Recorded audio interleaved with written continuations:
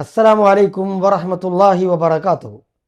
പ്രിയപ്പെട്ടവരെ, പരലോക ജീവിതത്തിലെ വിജയമാണ് ഈ ദുനിയാവിലെ പ്രവർത്തനങ്ങളിലൂടെയൊക്കെ നമ്മൾ പ്രതീക്ഷിക്കുന്നത്. അതുകൊണ്ട് തന്നെ നല്ല പ്രവൃത്തികൾ ചെയ്യാൻ സാധിക്കുന്ന അവസരങ്ങൾക്കായി നോക്കിയിരിക്കുകയും ലഭിച്ച അവസരങ്ങളെ ഫലപ്രദമായ വിധം ഉപയോഗപ്പെടുത്തുകയും ചെയ്യാറുണ്ട് നമ്മളെല്ലാവരും. റമദാൻ മാസം പുണ്യങ്ങളുടെ കലവറയാണ്. വേണ്ടത്ര പുണ്യങ്ങളെ കൊയ്തെടുക്കാൻ ഈ മാസത്തിൽ അത്രത്തോളം നാം എല്ലാവരും ശ്രദ്ധ കാണിച്ചിരിക്കണം. ഒരുതരം മത്സര സ്വഭാവത്തിലാകണം റമദാനിലെ ജീവിതം.